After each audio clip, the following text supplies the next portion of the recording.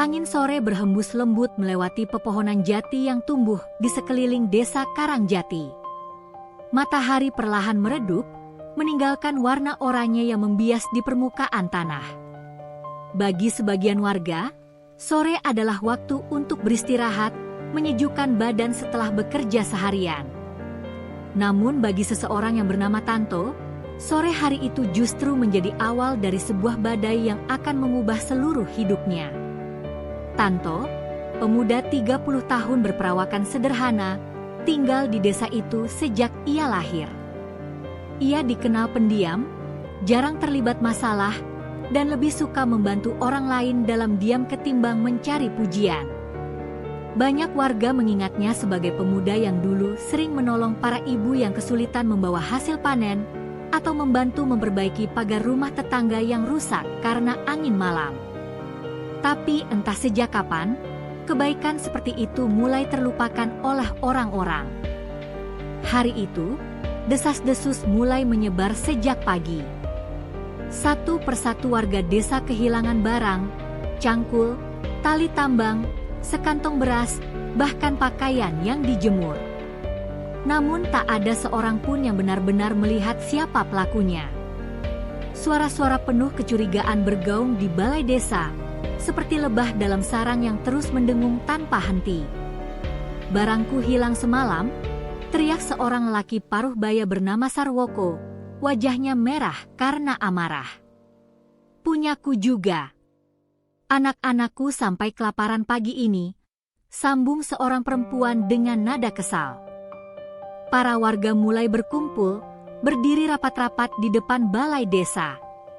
Kepala dusun, seorang pria tua dengan rambut memutih yang biasa dipanggil Mbah Sureng, mencoba menenangkan suasana, namun suara riuh itu terlalu keras untuk dibungkam dengan kata-kata lembut. "Tenang, semua. Kita cari jalan keluar." "Tanto," teriak seseorang dari kerumunan, memotong ucapan kepala dusun. Seisi kerumunan langsung terdiam sesaat, seolah menahan napas. Lalu bisikan-bisikan kecil mulai terdengar. "Tanto, pemuda itu yang hidup sendiri. Akhir-akhir ini dia sering pulang malam, kan? Pasti dia." Tuduhan itu muncul begitu saja, tanpa alasan, tanpa bukti. Hanya karena Tanto tinggal sendirian di rumah kecil di pinggir desa, warga dengan mudah menjadikannya sasaran. Saat itu Tanto sedang duduk di depan rumahnya, memperbaiki alas sandal yang robek. Ketika ia melihat sekelompok orang berjalan menuju rumahnya, ia sudah merasakan firasat buruk. Namun ia sama sekali tidak menyangka bahwa gelombang kebencian sebesar itu sedang menuju dirinya. "Tanto," teriak Sarwoko dari kejauhan. "Keluar kau." Tanto berdiri pelan, menatap mereka satu persatu. "Ada apa, Pak? Kenapa ramai sekali?" "Kau jangan pura-pura tidak tahu," seru seorang ibu dengan mata melotot. "Barang-barang hilang di desa, dan kami yakin kau pelakunya." Tanto tertegun. "Saya mencuri? Saya tidak pernah." "Jangan berbohong," sahut lelaki lain, suaranya keras. "Semua barang itu hilang semalam. Kau satu-satunya orang yang sering keluyuran malam." Tanto mencoba menahan diri. "Saya mencari kayu bakar, Pak. Karena siang hari saya membantu Pak Darman di ladangnya." Namun jawaban itu hanya membuat warga semakin marah. "Kau pikir kami mau percaya begitu saja? Selama ini kau cuma pura-pura baik. Pencuri harus diusir dari desa." Kepala dusun akhirnya ikut bicara. "Tanto, betulkah apa yang warga katakan? Jika kau melanggar aturan, kami harus bertindak." "Tidak," seru Tanto, suaranya pecah oleh emosi. "Saya tidak mencuri. Saya tidak menyentuh barang-barang milik siapapun. Demi Tuhan, saya tidak melakukan apapun." Namun pembelaannya seolah tak berarti sama sekali. Warga sudah dikuasai oleh rasa curiga yang membabi buta. Dan ketika prasangka mulai menguasai hati manusia, kebenaran seringkali tidak lagi mendapat tempat. Seorang pemuda desa maju dan mendorong bahu Tanto dengan kasar. "Kalau kau bukan pencuri, mana buktinya? Mana saksi yang bisa membela kau?" Tanto terdiam. Ia memang hidup sendirian. Tidak ada seorang pun yang bisa menjadi saksi hidupnya. Pada saat itulah warga semakin yakin bahwa Tanto bersalah. "Pengadilan desa sudah diputuskan," teriak seseorang. "Kau diusir dari Karangjati." Tanto terkejut. "Apa? Tidak. Tolong dengarkan saya. Saya tidak bersalah." Namun tidak ada yang mau mendengar.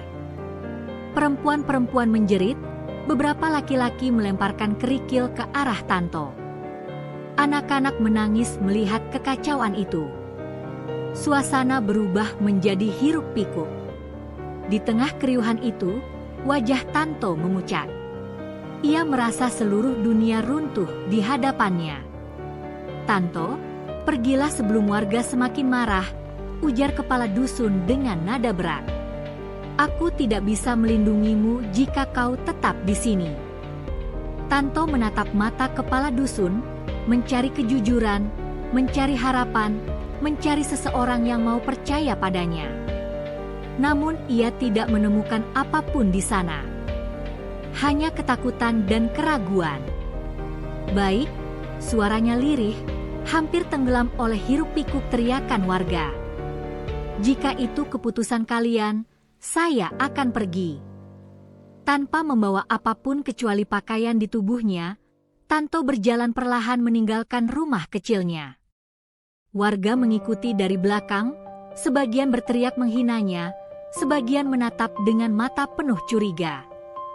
Langkahnya terasa berat. Setiap langkah seperti menancapkan luka baru di hatinya. Desa yang dulu ia sebut rumah, desa yang birunya langit pernah membuatnya bahagia, kini mengusirnya seperti sampah yang tidak diinginkan.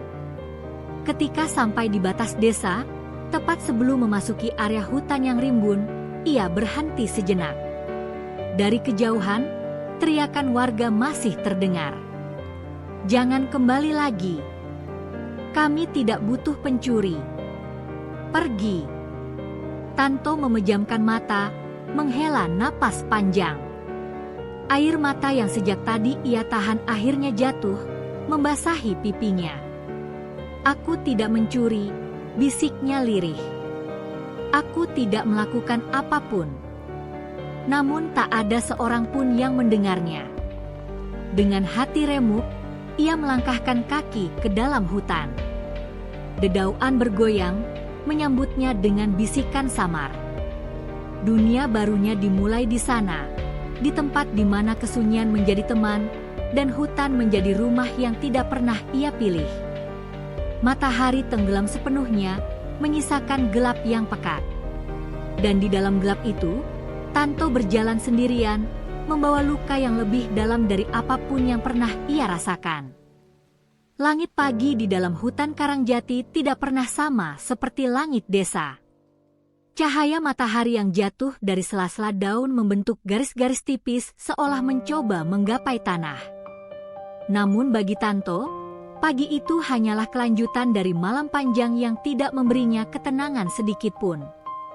Ia terbangun di bawah pohon besar, tubuhnya bersandar pada akar yang menjulur seperti lengan raksasa. Udara dingin menusuk tulangnya, dan tanah lembab menempel di pakaian lusuh yang semalam ia kenakan. Namun rasa dingin itu tidak seberapa dibanding dingin yang menetap di dadanya. Ia telah berjalan semalaman, tanpa arah, tanpa tujuan, hingga akhirnya terhenti di tempat itu. Ia tak tahu di mana tepatnya ia berada, hanya tahu bahwa hutan ini terasa begitu asing dan penuh suara-suara yang tidak akrab di telinganya. Ketika membuka mata, hal pertama yang ia lihat adalah langit yang disaring dedaunan. Begitu sunyi. begitu sepi. Ia mengusap wajahnya, keringat dan air mata bercampur jadi satu. Pandangan matanya buram. Namun ia memaksa dirinya untuk duduk. "Beginikah akhir hidupku?" gumamnya, suara seraknya nyaris tak terdengar. Diusir, tanpa pernah diberi kesempatan bicara. Ia menunduk, menatap tanah.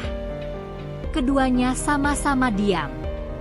Suara burung jauh di atas sana terdengar seolah mengejek, atau mungkin hanya menyanyikan ritme alamnya, Tanto tidak tahu. Ia belum terbiasa menafsirkan suara hutan. Beberapa saat kemudian, ia bangkit perlahan. Tubuhnya pegal, namun ia memaksa dirinya berjalan. "Aku harus mencari tempat untuk berteduh," katanya pada dirinya sendiri. Hutan itu seperti labirin hijau tanpa ujung. Setiap pohon terlihat mirip, setiap jalan kecil tampak sama. Namun langkahnya terus bergerak, didorong oleh ketakutan bahwa jika ia tetap diam, ia akan ditelan kesunyian. Setelah beberapa jam berjalan, Tanto akhirnya menemukan sebuah gubuk kecil yang tampak terabaikan. Atapnya terdiri dari daun kering dan ilalang, beberapa bagian sudah berlubang. Dindingnya dibuat dari anyaman bambu yang sudah menghitam dimakan usia. Namun bagi seseorang yang tidak memiliki apa-apa, gubuk itu tampak seperti hadiah dari langit. Ia mendekati gubuk itu, memegang salah satu bambunya untuk memastikan masih cukup kuat. "Masih bisa dihuni, meski agak bocor," gumamnya. Tanto masuk perlahan. Di dalamnya hanya ada ruang kecil dengan tanah sebagai lantai. Udara lembab menguar dari sudut-sudut dinding. Tidak ada perabot, hanya helai daun kering bekas sarang hewan di sudut ruangan. Namun itu cukup. Cukup untuk berteduh. Cukup untuk bertahan. Cukup untuk mencoba menjalani hidup baru. Ia menurunkan tubuhnya, duduk di tanah, dan memejamkan mata. Rasa lelah itu luar biasa, bukan hanya lelah fisik, tapi lelah batin yang selama bertahun-tahun ia pendam. Ingatan akan teriakan warga desa kembali menghantamnya seperti gelombang besar. "Kau pencuri! Pergi dari desa! Jangan pernah kembali!" Tanto menggeleng pelan, mencoba mengusir suara-suara itu. "Mengapa mereka begitu mudah membenciku?" bisiknya. Pertanyaan itu menggantung di udara, tidak ada jawabannya. Bahkan angin pun tidak menawarkan penghiburan. Hari-hari pertama di hutan adalah masa paling berat dalam hidup Tanto. Ia harus mempelajari segalanya dari awal. Bagaimana mencari air yang bersih, bagaimana mengenali tanaman yang bisa dimakan, bagaimana membuat api, dan bagaimana bertahan dari dingin malam. Semuanya adalah hal yang tidak pernah ia bayangkan akan ia lakukan dalam hidupnya. Malam-malam pertama, ia sulit tidur. Suara-suara hutan yang asing, ranting patah, daun bergesekan, angin merayap di sela pohon, terasa seperti ancaman. Seringkali ia terbangun karena mendengar suara langkah hewan, meski ia tidak tahu hewan apa itu. Tetapi lebih dari semua itu, kesepianlah yang paling menyiksanya. Tidak ada manusia lain. Tidak ada suara percakapan. Tidak ada seseorang yang menanyakan kabarnya. Tidak ada tawa, tidak ada sapa, tidak ada kehangatan. Hanya dirinya dan hutan yang luas. Pada suatu malam, ketika ia duduk di depan gubuk menatap api kecil yang dibuatnya, ia berkata pelan pada nyala api itu, "Aku benar-benar sendirian." Api itu menari, seolah menjawab, namun suaranya tetap hanya desir angin. Kadang-kadang ia terpikir untuk kembali ke desa. Mungkin jika ia berbicara lagi, jika ia memohon, jika ia bersumpah demi apapun, mungkin warga akan percaya. Namun begitu bayangan itu muncul, ia teringat wajah-wajah yang memandangnya dengan kebencian. Terlihat jelas dalam ingatannya bagaimana mereka mengusirnya seperti hewan liar. Tanto sadar, desa bukan lagi rumah baginya. Beberapa hari setelah menetap di gubuk itu, Tanto mulai belajar hidup dengan ritme hutan. Ia mencari kayu kering di pagi hari, air di sungai kecil di balik semak, dan daun-daun yang bisa ia makan.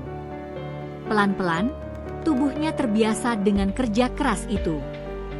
Namun batinnya tidak. Setiap malam ia merindukan suara manusia. Bahkan suara warga yang sering bergurau atau anak kecil yang berlari, semuanya kini terasa jauh dan hanya menjadi memori samar. Pada satu sore, saat matahari hampir tenggelam, Tanto duduk di depan gubuk. Hawa dingin mulai turun dan ia memeluk lututnya, mencoba menghangatkan diri. Matanya menatap langit yang perlahan menggelap. Apa salahku, hingga aku harus hidup seperti ini? Suaranya pecah. Namun alam tetap diam. Tidak ada jawaban. Tiba-tiba terdengar sesuatu dari dalam semak. Suara ranting patah, pelan namun jelas. Sekilas ia berdiri, refleks mengambil sebatang kayu di dekat kakinya. "Siapa di sana?" serunya dengan nada waspada. Tidak ada jawaban. Suara itu hilang begitu saja. Beberapa detik berlalu, dan Tanto menghela napas lega. "Hewan kecil, mungkin," ujarnya sambil meletakkan kayu itu. Namun di sudut hatinya, ada rasa penasaran yang tumbuh, rasa yang kelak akan menyeretnya pada pertemuan yang mengubah seluruh hidupnya. Pada malam keempat, hujan turun deras. Atap gubuk bocor di beberapa titik, membuat air menetes ke dalam ruangan. Tanto merapatkan tubuhnya ke dinding, mencoba mengurangi rasa dingin yang menusuk.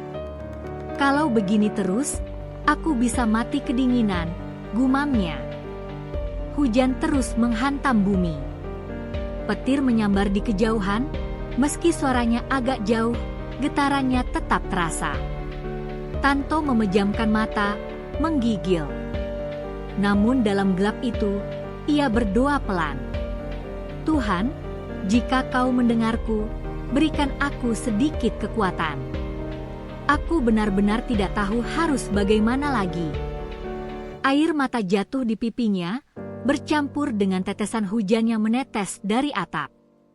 Dalam kesepian yang menyakitkan itu, ia menyerah pada rasa lelah yang begitu dalam. Ia tertidur tanpa sadar. Dan ketika fajar menyingsing, hujan telah berhenti. Udara bersih. Tanah basah. Hutan mengeluarkan aroma segar yang jarang ia temui. Namun pagi itu berbeda. Sebelum ia benar-benar bangun, ia mendengar sesuatu, suara halus. Seperti sayap bergerak atau hembusan angin kecil. Suara yang bukan berasal dari manusia, tapi juga tidak asing bagi sebuah hutan. Tanto membuka mata perlahan, menoleh ke arah pintu gubuk yang dibiarkan setengah terbuka. Di sana, tepat di ambang pintu, berdirilah seekor merpati putih. Bulu-bulunya basah, sayapnya tampak lemah, dan matanya menatap Tanto dengan sorot yang tidak biasa, campuran takut, lelah, dan seolah meminta pertolongan. Tanto tertegun. "Burung?" Sedekat ini, ia merangkak pelan, mendekati burung itu. "Kau terluka?" tanyanya pelan. Merpati itu tidak terbang. Bahkan ketika tangan Tanto mendekat, burung itu hanya menggigil, seolah menyerah pada nasibnya.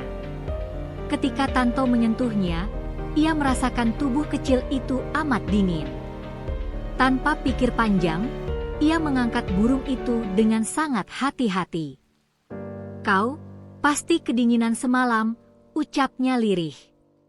Dan untuk pertama kali sejak ia diusir dari desa, wajah Tanto menampilkan sesuatu selain sedih.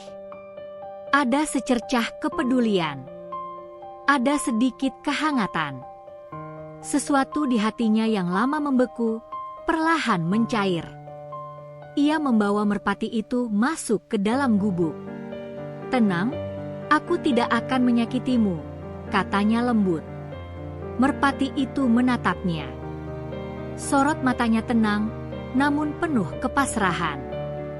Dan sejak momen itulah, kesunyian yang selama ini menggerogoti hidup Tanto mulai retak. Ia tidak tahu bahwa makhluk kecil itu kelak akan menjadi cahaya yang menuntunnya keluar dari gelap dan kesepian. Namun satu hal pasti, hari ketika merpati itu datang adalah hari ketika nasib Tanto mulai berubah. Angin sore menyapu lembut pepohonan ketika Tanto melangkah semakin jauh ke dalam hutan. Sudah hampir 2 bulan ia hidup sendirian di gubuk reot itu. 2 bulan yang seperti mimpi buruk tak pernah usai. Langkahnya kini lebih pelan, bukan hanya karena tubuhnya makin kurus, tetapi juga karena hatinya yang semakin berat. Dalam keheningan itu, suara gemerisik dedaunan menjadi satu-satunya yang menemaninya, seakan hutan sendiri sedang mencoba menghiburnya dalam caranya yang sunyi. Tanto mengembuskan napas panjang. "Entah sampai kapan begini," gumamnya. Ia membawa keranjang anyaman bambu yang ia buat sendiri. Di dalamnya hanya ada beberapa umbi-umbian, hasil dari pencarian sebelumnya. Perutnya masih terasa kosong, tapi pikirannya jauh lebih kosong dari tubuhnya. Ketika ia berjalan melewati semak-semak yang lebih rapat dari biasanya, sebuah suara kecil, lirih, nyaris seperti desahan, terdengar dari balik batang pohon yang tumbang. Tanto berhenti. Nalurinya membuatnya waspada. Ia mencondongkan tubuh, mencoba menangkap suara itu lebih jelas. Suara apa itu? Ia mendekat perlahan. Langkahnya hati-hati, seolah tiap gerakan dapat membangunkan sesuatu yang tidak ingin ia bangunkan. Ketika ia berada cukup dekat, barulah ia melihatnya. Seekor merpati putih kecil. Bulu-bulunya kusut terkena tanah dan lumpur. Sayap kirinya terkulai, tampak jelas terluka. Tubuhnya bergetar lemah, seperti sedang menahan rasa sakit yang tak terkatakan. Tanto terpaku. Entah kenapa, melihat hewan itu seperti melihat dirinya sendiri, terluka, sendirian, dan terbuang. Seakan ada cermin kecil di depan matanya, makhluk kecil yang dikalahkan keadaan, tanpa perlindungan, tanpa siapapun yang peduli. Tanto berlutut perlahan, takut mengejutkan burung itu. "Hei!" Suaranya sangat lembut. "Kau kenapa?" Merpati itu mengerjap, matanya memandangnya dengan sorot yang sulit dijelaskan. Bukan tatapan liar hewan yang ketakutan. Bukan pula tatapan marah atau defensif. Itu hampir seperti tatapan yang mengandung permohonan. Tanto meraih burung itu perlahan dengan kedua tangannya. "Tenang, aku tidak akan menyakitimu." Ketika ia menyentuhnya, ia benar-benar terkejut, burung itu tidak berontak. Padahal burung liar mestinya melompat, terbang, atau panik. Tapi tidak. Merpati itu hanya memejam pelan, seakan menyerahkan dirinya sepenuhnya. "Ya Tuhan," bisik Tanto, suaranya bergetar. "Kau pasti kesakitan sekali." Sayap merpati itu memang sobek di bagian ujung, seolah tersangkut duri besar atau dicakar binatang buas. Darah sudah mengering, tapi luka itu cukup parah. Meski begitu, burung itu masih hidup dan masih bertahan. Tanto menarik napas, memeluk burung itu dekat ke dadanya. "Aku tidak bisa membiarkanmu mati di sini. Aku tahu rasanya, tidak punya siapa-siapa." Ia berdiri dan segera kembali ke gubuknya. Langkahnya cepat, hampir tergesa, sebab untuk pertama kalinya sejak ia diusir, Tanto merasa ada sesuatu atau seseorang yang membutuhkan dirinya. dan itu membuat dadanya hangat. Gubuk kecil itu gelap ketika ia masuk. Hanya ada cahaya samar dari lubang kecil di dinding. Tanto segera menyalakan lampu minyak kecil, lalu mengambil wadah air. Ia letakkan merpati itu di atas kain tua yang ia bentangkan di meja kayu kecil. Burung itu menggigil. "Maaf, aku mungkin bukan penyembuh yang baik," ucapnya sambil tersenyum pahit. "Tapi aku akan coba sebisaku." Tanto membersihkan lukanya dengan air hangat. Setiap kali ia menyentuh sayap itu, merpati itu meringis kecil, tapi tidak berusaha melarikan diri. Burung itu seolah percaya sepenuhnya padanya, sikap yang membuat hati Tanto kembali tergetar. "Jangan takut. Sebentar saja." Dengan perlahan, ia membalut sayap itu menggunakan sobekan kain bersih. Ia ikat lembut, memastikan tidak terlalu ketat. "Aku harap ini membantu," bisiknya. Ketika selesai, ia menatap burung itu lama, panjang, hingga ia sendiri tidak mengerti kenapa ia begitu tersentuh. "Kau tahu," katanya lagi sambil duduk, "orang-orang di desa tidak pernah percaya aku. Bahkan tanpa bukti pun, mereka bisa dengan mudah menyingkirkanku." Ia menunduk. Suaranya mengecil. "Aku tidak tahu apa salahku pada mereka." Merpati itu menatapnya. Hanya menatap. Tapi tatapan itu terasa seperti pelukan kecil untuk hatinya yang dingin. Tanto mendekat, menyentuh kepala burung itu dengan ujung jarinya. "Aneh, aku merasa kau mengerti." Burung itu tidak bergerak, tidak menghindar. Sesuatu di dalam dada Tanto menghangat. Hari-hari berikutnya, Tanto merawat merpati itu dengan sepenuh hati. Ia mencari biji-bijian terbaik yang bisa ia temukan. Bahkan ia rela memberikan sebagian jatahnya sendiri. Setiap pagi, ia berbicara pada burung itu, menceritakan kegundahannya, kesepiannya, dan hal-hal yang bahkan tidak pernah ia ucapkan pada manusia manapun. "Kalau kau bisa bicara," katanya suatu malam, "kau pasti akan menertawakan betapa bodohnya aku mempercayai orang-orang yang akhirnya mengkhianatiku." Merpati itu mendekat, mematuk lembut jarinya, seolah berkata, "Aku tidak menertawakanmu." Tanto terkekeh kecil. "Kau satu-satunya teman yang aku punya sekarang."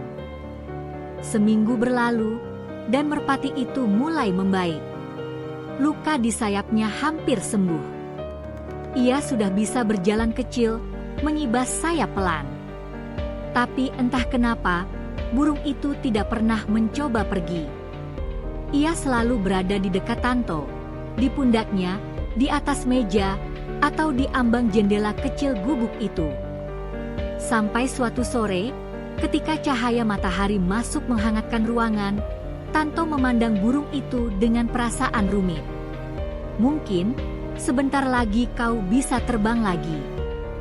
Ada getaran di suaranya. "Aku senang, tapi juga sedih." Burung itu memiringkan kepalanya, seolah bertanya, "Kenapa? Kau akan pergi, kan?" Suara Tanto nyaris bisikan. "Kau makhluk bebas. Tempatmu bukan di sini, bukan di gubuk usang ini." Merpati itu mendekatinya, melompat kecil ke lutut Tanto, lalu naik ke dadanya. Burung itu menempelkan kepalanya ke leher Tanto, seperti memeluknya. Tanto terkejut, dan hatinya meleleh. "Hei, kau!" Tanto memejamkan mata. Air mata perlahan jatuh tanpa ia sadari. "Terima kasih, hanya untuk beberapa hari, kau membuatku merasa tidak sendirian." Diam. Hening. Hangat. Momen itu terasa seperti sesuatu yang lebih dari sekadar persahabatan manusia dan hewan. Malam itu, sesuatu terjadi. Tanto terbangun dari tidurnya karena suara kepakan lembut. Ketika membuka mata, ia melihat merpati itu berdiri di dekat pintu gubuk. Cahaya bulan menerangi bulu-bulunya yang kini tampak lebih bersih dan terang, hampir berkilau. Tanto bangkit. "Kau mau pergi?" Merpati itu menatapnya lama. Sangat lama. Lalu ia mengangguk kecil. Tanto terdiam. Ada kesedihan luar biasa di hatinya, namun ia memaksakan senyum. "Pergilah. Dunia ini lebih luas dari tempat ini. Terbanglah setinggi yang kau mau." Namun merpati itu tidak langsung bergerak. Ia mendekati Tanto, mematuk lembut dadanya, tepat di atas jantungnya. Tanto tertegun. "Apa itu maksudnya?" Merpati itu mengepakkan sayapnya. Tidak terbang.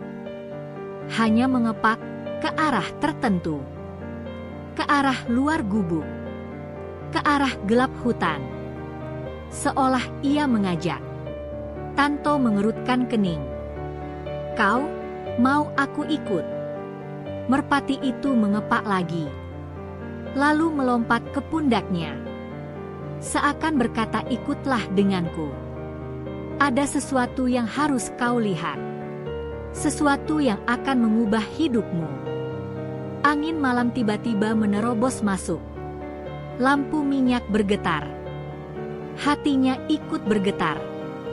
Tanto menelan ludah. "Aku tidak mengerti.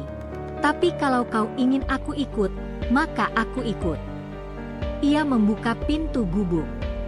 Cahaya bulan memenuhi hamparan hutan. Dan merpati itu, dengan penuh keyakinan, terbang pelan dari pundaknya, tidak jauh, hanya sedikit di depan, seolah memastikan ia tetap mengikuti. Tanto mengejar dari belakang. "Baik, tunjukkan jalannya." Dan di bawah cahaya bulan yang dingin, pemuda yang terluka itu mengikuti merpati kecil yang ia selamatkan. Ia tidak tahu bahwa langkah itu adalah awal dari perubahan besar. Perubahan yang tidak pernah ia bayangkan, tidak pernah ia harapkan, namun akhirnya ia butuhkan. Namun malam itu, ia hanya tahu satu hal. Ia tidak lagi berjalan sendirian. Langkah-langkah kaki Tanto memecah keheningan malam, mengikuti gerakan merpati putih yang terbang rendah di depannya. Cahaya bulan menelusuk di antara celah-celah ranting, menciptakan bayangan bergerak yang seakan menari di tanah. Hutan malam selalu mengandung misteri, namun malam ini terasa berbeda, seolah seluruh alam menyambut sesuatu yang tidak dipahami Tanto. "Kemana kau membawaku?" tanya Tanto pelan. Suaranya bergema di udara dingin. Merpati itu menoleh sesaat, berkepak pelan, lalu kembali terbang maju. Bukan terbang tinggi seperti burung lain, lebih seperti memimpin jalan, memastikan Tanto dapat mengikutinya. Burung itu melaju melewati semak, batu, dan akar pohon seakan sudah hafal betul jalur itu. Tanto terus berjalan, bahkan ketika kakinya mulai terasa pegal. Ia tidak ingin kehilangan burung kecil itu. Baginya, merpati itu bukan sekadar hewan, melainkan satu-satunya teman, satu-satunya alasan untuk tetap bertahan. Setelah beberapa saat, merpati itu berhenti di sebuah ruang terbuka yang diterangi langit malam. Sebuah kolam kecil berada di tengahnya, airnya jernih memantulkan cahaya bulan. Di tepi kolam, rerumputan tinggi bergoyang pelan. Tanto menghentikan langkah. "Kita berhenti di sini." Merpati itu turun ke tanah, mengangguk kecil. Tanto mendekat dan duduk di pinggir kolam. Angin malam menyentuh kulitnya, membawa aroma lembut dedaunan. Air kolam berkilauan seperti kaca. "Apa yang kau ingin aku lihat?" tanyanya. Merpati itu terbang ke pundaknya, lalu berhenti di sana, memandang kolam. Seolah berkata, "Lihatlah, dengarkanlah." Tanto menatap pantulan air. Bulan terlihat besar dan bundar, dan di bawah permukaannya, bayangan pepohonan tampak seperti lukisan alam yang bergerak lembut. Tapi ada sesuatu yang lain, sesuatu yang membuatnya terpana. Di dalam pantulan itu, ia melihat bayangan dirinya, namun tidak sendirian. Ada merpati kecil di pundaknya, sama seperti kenyataan. Tetapi bayangan itu bergerak berbeda, seolah hidup dengan caranya sendiri, menatapnya langsung. Tanto tersentak, mundur sedikit. Apa itu? Merpati itu mematuk lembut pipinya, membuatnya berhenti gemetar. Kau ingin menunjukkan pantulan ini? Tanto menatap lagi. Kali ini ia melihat sesuatu yang lain, bukan dirinya, bukan bayangan hutan, melainkan sebuah cahaya kecil, lembut, muncul dari dalam air. Cahaya itu membesar pelan, membentuk lingkaran halus yang memantulkan berkas putih ke wajahnya. Tanto mengerutkan kening, sedikit takut, tapi juga terpesona. Apa maksud dari semua ini? Merpati itu tidak menjawab, tentu saja. Tapi burung itu mengeluarkan suara lembut, seperti gumaman kecil yang menenangkan. Lalu ia mengepakkan sayapnya, menyentuh permukaan air dengan ujung bulunya. Air itu bergetar, dan cahaya yang memancar darinya semakin kuat. Tanto tiba-tiba merasakan sesuatu, sebuah bisikan. Bukan suara keras, bukan pula suara manusia. Lebih seperti getaran yang beresonansi langsung ke dalam dadanya. Kepercayaan. Ia tertegun. Kasih yang tulus. Tanto memegang dadanya. Apa ini? Ikatan. Tanto menoleh ke merpati. Kau yang melakukan ini? Merpati itu menatapnya. Tatapan itu bukan tatapan makhluk biasa. Ada kedalaman, ada pengertian, bahkan ada sesuatu yang menyerupai kebijaksanaan. Tanto menelan ludah. Jadi, kau bukan merpati biasa. Burung itu mengepak pelan, menggeleng kecil, lalu merapatkan tubuhnya ke pipi Tanto. Gerakan itu membuat tubuh Tanto merinding. Ada hangat, ada keterhubungan yang sulit dijelaskan. Malam itu menjadi awal dari perubahan. Sejak saat itu, merpati tersebut tidak hanya menjadi teman bagi Tanto, tetapi seperti penuntun, penjaga, dan cahaya di tengah kegelapan yang telah lama menyelimuti hidupnya. Keesokan harinya, ketika matahari naik, merpati itu terbang dari jendela gubuk, lalu kembali dengan membawa sesuatu di paruhnya, sebutir kecil buah hutan yang sulit ditemukan.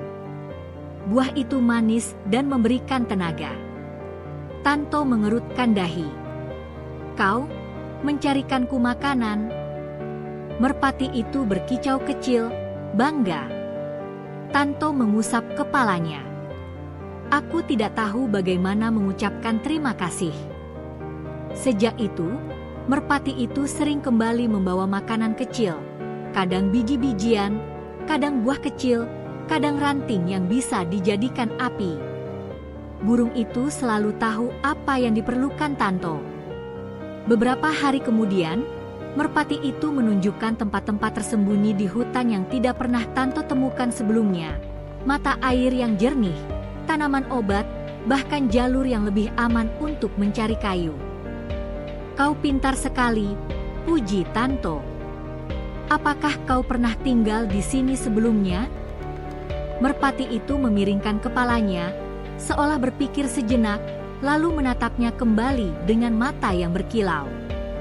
Sikap itu membuat Tanto tertawa pelan. Aku merasa seperti berbicara pada manusia. Burung itu mengeluarkan bunyi kecil yang terdengar seperti jawaban. Tidak butuh waktu lama sampai ikatan itu menjadi lebih kuat dari sebelumnya. Pada suatu sore, hujan turun deras. Angin kencang membuat gubuk itu bergoyang. Tanto menutup pintu rapat-rapat sambil memastikan merpati itu aman di dalam. Kau takut? Tanya Tanto sambil duduk. Merpati itu terbang ke pangkuannya, menggigil. Tanto menutupinya dengan kain. Sudah, tidak apa-apa. Aku di sini. Merpati itu memejam, bersandar pada dadanya, seakan mencari kehangatan. Saat itulah Tano merasa sesuatu yang tak pernah ia rasakan sebelumnya. Sebuah perasaan dilindungi, meski ia yang seharusnya melindungi. Entah bagaimana, burung itu membuatnya merasa kuat. Seolah ia bukan lagi pemuda yang diusir dan dihina. Seolah ia punya seseorang yang mempercayainya tanpa syarat. Tanto menatap hujan yang deras. Aku tidak tahu siapa dirimu, tidak tahu kenapa kau mau tinggal denganku, suaranya lirih. Tapi, terima kasih. Merpati itu membuka matanya sedikit, menatapnya, lalu mengeluarkan suara pendek, seolah membalas, kau tidak sendiri. Tanto hampir menangis. Hari berganti hari. Kesepian yang dulu menghantui setiap malam kini perlahan pudar. Gubuk kecil itu kini memiliki kehangatan yang tidak pernah ada sebelumnya. Ada tawa, ada suara kecil merpati yang seakan mengobrol, ada kebersamaan yang membuat hidup terasa lebih mudah. Pada suatu pagi yang cerah, Tanto membuka pintu dan berkata, "Kau tahu, aku sudah mulai merasa hidup lagi." Merpati itu terbang mengitari kepalanya dengan riang. Tanto tertawa. "Kau senang mendengarnya, ya?" Ia duduk di bangku tua dekat pintu. "Sejak kau datang, aku merasa seperti diberi kesempatan kedua. Kau membuatku sadar kalau aku masih bisa berarti." Merpati itu mendarat di bahunya lalu menatapnya dalam-dalam, seolah mengamini kata-katanya. Tapi, Tanto menelan ludah. "Aku juga takut. Takut suatu hari kau pergi. Takut kehilangan satu-satunya yang membuatku bertahan." Merpati itu menundukkan kepala, mematuk lembut pipinya. Gerakan yang begitu penuh kelembutan sehingga membuat Tanto terdiam. Seolah merpati itu berkata, "Aku tidak akan pergi. Aku di sini. Bersamamu." Tanto memejamkan mata, menahan emosi yang menggenang.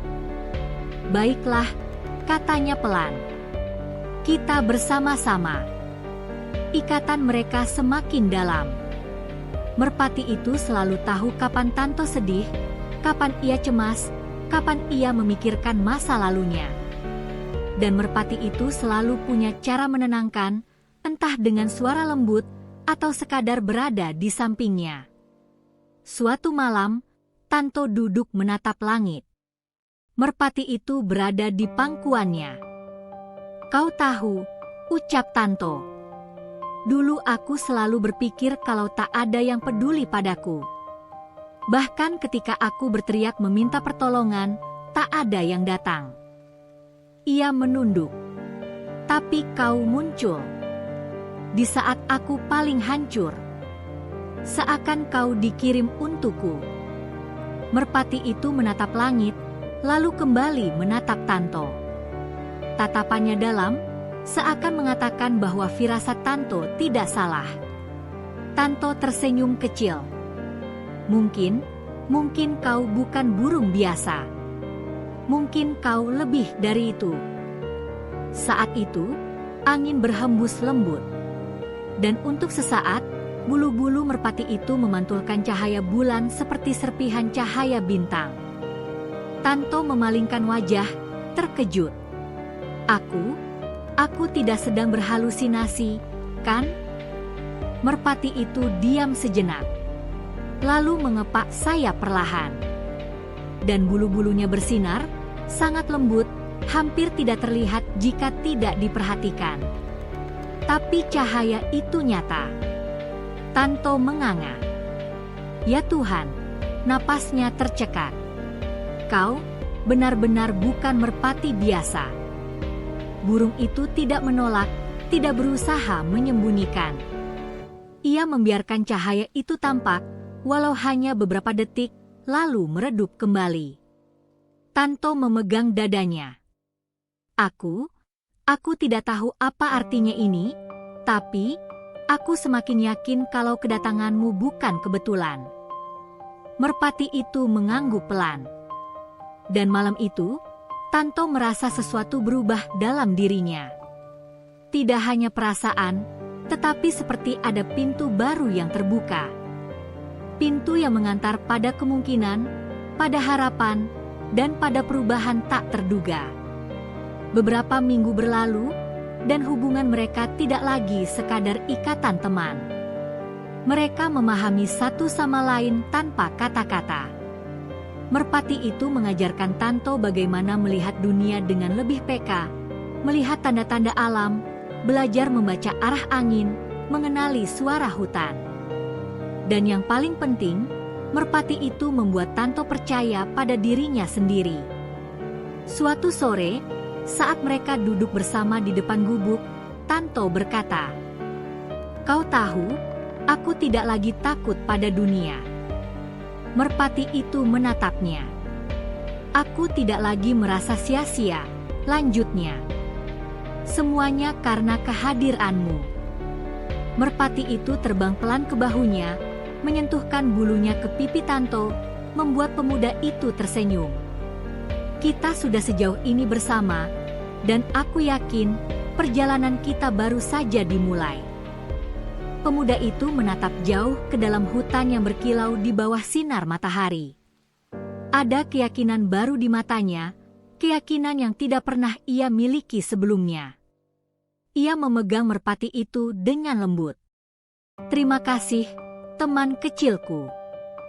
Dan merpati itu, dengan suara lembut, seolah menjawab, "Perjalanan kita belum selesai. Aku akan menunjukkannya. Semuanya akan berubah." Seketika itu, angin berhembus pelan, seakan setuju. Hari itu, Tanto tidak mengetahui satu hal, bahwa merpati itu tidak hanya membawa harapan.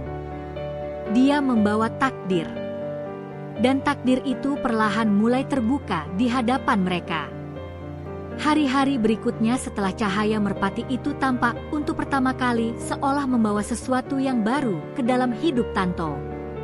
Bukan hanya kedamaian yang merambat di antara rindang pepohonan, tetapi juga perasaan bahwa ada sesuatu yang menunggu untuk terungkap.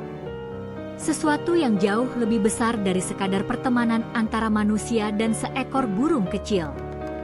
Pagi itu, saat matahari baru menyapu pucuk daun dengan kilau keemasan, merpati itu terbang keluar gubuk dengan gerakan cepat. Namun gerakan itu berbeda, lebih tegas, lebih terarah, seakan merpati itu mengerti bahwa hari ini sesuatu akan berubah. Tanto yang sedang menata kayu bakar di depan gubuk mengangkat wajahnya. "Kau mau kemana pagi-pagi begini?" tanyanya sambil mengikuti burung itu dengan pandangan. Merpati itu berhenti di dahan rendah, menoleh, lalu mengepakkan sayapnya ke arah tertentu, memberi isyarat. Gerakannya jelas, ia ingin Tanto mengikutinya. Tanto meletakkan kayu yang ia pegang.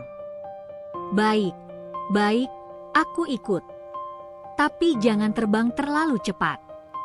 Dengan langkah pelan namun penuh rasa ingin tahu, ia menyusuri jalur hutan yang semakin dijagungkannya belakangan ini. Merpati itu terbang di depan, kali ini tidak terlalu rendah, tetapi juga tidak terlalu tinggi. Tepat pada jarak yang membuat Tanto yakin bahwa burung itu mengawasinya. "Hutan ini," gumam Tanto, "kenapa rasanya semakin berbeda sejak kau datang? Lebih hidup." Merpati itu mengeluarkan suara kecil, seolah membalas. Setelah berjalan sekitar 10 menit, Tanto melihat sesuatu yang tidak pernah ia temui sebelumnya. Di balik semak-semak, di antara dua batu besar, terdapat celah yang sebelumnya tertutup rimbun dedaunan. Seolah malam tadi, tangan tak terlihat membuka jalur itu khusus untuknya. Tanto menyibak daun-daun panjang itu. Aku tidak pernah melihat tempat ini. Merpati itu terbang masuk ke celah itu. Hei, tunggu aku. Begitu melewati celah, Tanto terpaku. Di depannya terhampar suatu kawasan kecil yang dipenuhi sinar matahari, meski dikelilingi pohon besar yang seharusnya menghalangi cahaya. Tanahnya lembut, ditumbuhi rumput hijau dan bunga liar berwarna ungu dan putih. Dan yang paling menarik perhatian Tanto adalah sebuah batu datar besar di tengahnya yang memantulkan cahaya seolah dilapisi embun kristal. Apa? Tempat apa ini? Bisiknya. Merpati itu mendarat di batu besar itu dan mengepakkan sayapnya. Cahaya lembut keluar dari bulu-bulunya, sangat tipis tetapi cukup untuk memberi nuansa magis pada tempat itu. Tanto terpaku. Kau ingin aku mendekat? Burung itu mengangguk kecil. Tanto mendekat, merasakan udara di sekitarnya berubah, lebih hangat, lebih lembut, seolah tempat itu menyimpan energi yang berbeda dari seluruh hutan. Ketika ia menyentuh batu datar itu dengan ujung jarinya, ia merasakan getaran halus, seperti aliran air yang mengalir di bawah kulitnya. Apa? Apa ini? Desisnya. Tiba-tiba merpati itu mengepakkan sayap lebar-lebar. Cahaya dari tubuhnya semakin terang. Tidak menyilaukan, tetapi hangat, menenangkan, dan terasa seperti menyentuh bagian terdalam dari hati Tanto. Dalam cahaya itu, Tanto melihat bayangan, bukan dengan mata, tetapi dengan hatinya.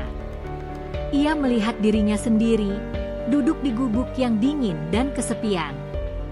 Ia melihat bagaimana ia diusir warga desa, bagaimana ia menahan rasa sakit yang tidak bisa ia ceritakan pada siapapun.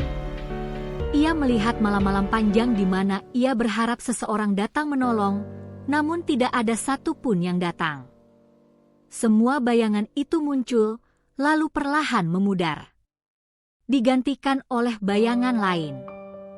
Bayangan dirinya berjalan bersama merpati, menemukan tempat-tempat baru, mendapatkan makanan, belajar, tumbuh, dan menemukan kembali kekuatan yang ia kira telah hilang. Bayangan itu menunjukkan satu hal, bahwa perjalanan kesedihannya sudah berganti menjadi perjalanan harapan. Ketika cahaya itu meredup, Tanto terengah. Tapi bukan karena lelah, karena ia merasa sesuatu dalam dirinya berubah. Ini maksudmu? Suaranya bergetar. Ini alasan kau datang kepadaku? Merpati itu menatapnya, lalu terbang ke bahunya dan menyentuh dadanya dengan ujung sayapnya. Sentuhan itu membuat Tanto menarik napas dalam-dalam. Ada cahaya lembut yang merambat dari dada ke seluruh tubuhnya, sebuah kehangatan yang menenangkan seluruh luka yang tersembunyi selama bertahun-tahun. Terima kasih, katanya lirih. Aku tidak pernah merasa seperti ini sebelumnya. Merpati itu berkicau lembut, suara yang begitu menenangkan hingga air mata Tanto perlahan turun tanpa ia sadari. Sejak hari itu, hari-hari Tanto tidak lagi sama. Setiap pagi merpati itu membawanya ke tempat baru, sumber air yang mengalir dari sela batu, ladang kecil penuh tanaman liar yang bisa dimakan, dan bahkan sebuah titik tinggi di mana ia bisa melihat ke kejauhan, melihat sinar matahari yang jatuh pada hutan seakan menghidupkan segalanya. Tanto merasa seperti sedang memulai hidup baru. Suatu sore, ketika mereka berjalan bersama di tepi sungai kecil, merpati itu tiba-tiba terbang ke arah berlawanan dan berkicau keras. Suaranya berbeda, lebih tegas, lebih penting. Tanto bergegas menyusul. Tunggu. Ada apa? Merpati itu berhenti di depan semak tinggi, lalu menatap Tanto. Burung itu mematuk-matuk tanah, meminta Tanto untuk memeriksa sesuatu. Tanto berjongkok. Di sini, ia mulai menggali dengan tangan. Tanahnya lembut, seperti sudah sering dilalui, namun ada sesuatu yang aneh. Setelah beberapa detik menggali, jarinya menyentuh sesuatu yang keras. Apa ini? Ia membersihkan tanah itu, dan matanya melebar. Sebuah kotak kayu tua, terikat dengan lilitan tali yang sudah rapuh. Ukurannya sebesar kedua telapak tangan Tanto. Kotak itu terlihat sangat lama, seolah telah terkubur bertahun-tahun. Merpati itu mengangguk, seolah berkata, "Lanjutkan." Baik, Tanto menarik kotak itu keluar, meniup sisa tanah di permukaannya, lalu membuka tali rapuhnya dengan hati-hati. Begitu kotak itu terbuka, Tanto terdiam. Di dalamnya terdapat seuntai kalung dari batu putih jernih yang memantulkan cahaya lembut. Sebuah gulungan kecil daun kering. 3 keping logam aneh yang tidak pernah ia lihat sebelumnya. Tanto memegang kalung itu. Apa ini? Ketika jari-jarinya menyentuh batu putih di tengah kalung, cahaya lembut memancar sejenak, sama seperti cahaya dari tubuh merpati waktu itu. Tanto terpaku. "Kau yang membawaku ke sini. Kau tahu tentang kotak ini, bukan?" Merpati itu berputar di udara 2 kali, tanda bahwa itu benar. "Tapi bagaimana? Dari mana kau tahu?" Atau Tanto berhenti. Apakah ini warisan seseorang? Atau benda kuno dari hutan ini? Tidak ada jawaban verbal, tentu saja. Tapi merpati itu duduk di atas kotak, menatap Tanto tanpa berkedip. Tatapan itu seolah berkata, "Ini penting untuk masa depanmu." Tanto menggenggam kalung itu dan merasakan hangatnya. "Aku tidak mengerti sepenuhnya, tetapi aku percaya padamu." Merpati itu mengeluarkan suara kecil yang terdengar seperti senyuman. Hari mulai gelap ketika mereka kembali ke gubuk. Tanto menggantung kalung itu di dekat tempat tidurnya, sementara kepingan logam ia letakkan di meja kecil. Saat merpati itu meringkuk di sampingnya, Tanto duduk memandangnya. "Sudah cukup lama sejak aku merasakan sesuatu seperti ini," katanya. "Perubahan. Harapan." Ia tersenyum pelan. "Kau selalu membimbingku, bukan?" Merpati itu mengangguk kecil. "Kau membawaku ke tempat-tempat baru. Kau membuatku belajar memahami hutan, memahami diriku sendiri. Kau bahkan membawaku ke sebuah kotak misterius yang jelas bukan sembarang benda." Ia memandang kalung itu sekilas. "Dan kau melakukan semua itu tanpa meminta balasan apapun." Merpati itu mengeluarkan suara lembut. Tanto memejamkan mata sejenak, menahan emosi. "Kau tahu, selama ini aku merasa tidak berguna. Terbuang. Tidak diinginkan. Tapi sekarang, aku merasa seperti aku punya tujuan." Tanto mengusap kepala merpati itu. "Aku tidak tahu siapa dirimu sebenarnya. Tapi aku janji, aku akan menjaga kita. Aku akan menghargai ikatan ini." Merpati itu merapatkan tubuh kecilnya ke tangan Tanto, seakan membalas janji itu. Dan malam itu, di bawah langit penuh bintang, Tanto merasakan bahwa hidupnya tidak lagi berada dalam kegelapan. Ada cahaya, ada arah, dan ia tahu ini baru permulaan. Beberapa hari kemudian, perubahan yang lebih jelas mulai muncul. Tanto yang sebelumnya kesulitan mendapatkan makanan kini menemukan hasil hutan dengan mudah. Buah-buahan yang jarang ia temukan tiba-tiba muncul di jalur yang biasa ia lalui. Tanaman obat tumbuh tidak jauh dari gubuknya. Bahkan di sungai kecil, ikan-ikan lebih mudah ditangkap. "Apa ini semua? Karena kalung itu," katanya suatu hari sambil memeriksa batu putihnya. Tetapi kemudian merpati itu mendarat di bahunya dan mematuk lembut pipinya. Seolah berkata, "Tidak, ini karena kau mulai percaya pada dirimu sendiri. Karena kau mulai percaya pada ikatan kita." Tanto tersenyum. "Baiklah, aku akan percaya." Hari demi hari, hidupnya mulai berubah. Makanan lebih banyak, energi lebih besar, tubuhnya lebih sehat. Rumahnya, meski sederhana, terasa lebih hangat. Bahkan suara hutan terdengar seperti melodi yang mengiringi hari-harinya. Ia mulai membangun sesuatu di belakang gubuk, kebun kecil yang ia rawat bersama merpati. Ia menanam biji-bijian dan beberapa tanaman hutan yang bisa tumbuh dengan cepat. "Kau lihat," katanya sambil menancapkan batang muda. "Dulu aku tidak pernah membayangkan bisa melakukan ini."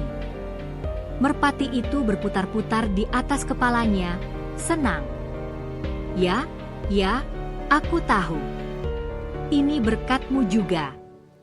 Tidak lama kemudian, sesuatu yang lebih besar terjadi. Suatu sore, merpati itu kembali membawa sesuatu. Sekali ini bukan buah atau ranting, tetapi sebuah benda mengkilap yang terjatuh dari paruhnya. Tanto mengambilnya. Apa ini? Bahkan sebelum ia mengangkatnya lebih dekat, ia tahu benda itu berharga. Itu adalah potongan emas kecil, tidak sebesar telapak tangan, tetapi cukup berat dan bersinar. "Dari mana kau dapat ini?" Merpati itu terbang memutar 2 kali, lalu berhenti di depan Tanto, mendekatkan kepalanya seolah berkata, "Ikuti aku." Burung itu membawa Tanto melewati jalur hutan yang lebih dalam daripada sebelumnya. Setelah beberapa saat, merpati itu berhenti di sebuah tebing kecil dengan celah sempit di bawahnya. Tanto membungkuk dan melihat ke dalam. Matanya membesar. Ini. Cahaya keemasan memantul dari dalam celah batu. Ada potongan emas kecil, bukan banyak, tetapi cukup untuk membuat siapapun terkejut. Aku tidak percaya." Merpati itu berkicau pelan, menyerahkan keputusan kepada Tanto. Tanto menyentuh potongan emas itu dengan hati-hati, lalu memandang merpati itu. "Aku tidak tahu bagaimana kau menemukannya, tapi aku tahu satu hal." Ia menggenggam emas itu. "Hidupku sedang berubah. Semua ini karena kau." Merpati itu menatapnya dalam-dalam.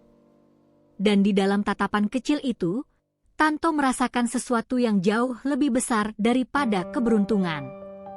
Ia merasakan takdir. Perjalanan mereka baru saja naik ke tingkat yang lebih tinggi. Dan Tanto tahu, semuanya akan berubah. Bukan hanya hidupnya, tetapi juga masa depan yang menantinya. Hujan turun perlahan membasahi tanah hutan. Rintiknya lembut, namun cukup untuk membuat dedaunan berkilauan di bawah cahaya remang senja. Suara gemerincing air yang jatuh dari pucuk-pucuk pohon terdengar seperti nyanyian alam. Di dalam gubuk kayu yang sederhana, kehangatan kecil sedang tumbuh, bukan dari api unggun, melainkan dari ikatan yang aneh antara seorang manusia dan seekor merpati. Tanto duduk bersila di dekat api kecil yang ia buat, memandangi merpati yang kini sudah mulai membaik. Sayapnya yang dulu terluka kini bisa digerakkan sedikit demi sedikit. Tidak sepenuhnya sembuh, tetapi cukup untuk memberikan harapan. Merpati itu memiringkan kepalanya, menatap Tanto dengan mata bening yang memantulkan cahaya api. Seolah ia ingin mengatakan sesuatu. "Kau sudah lebih baik, ya?" ucap Tanto pelan sambil tersenyum kecil. "Aku tahu itu dari caramu menatapku." Merpati itu tidak berkicau, namun keberadaannya cukup untuk membuat hening terasa hidup. Tanto meraih mangkuk kecil berisi biji-bijian yang masih tersisa.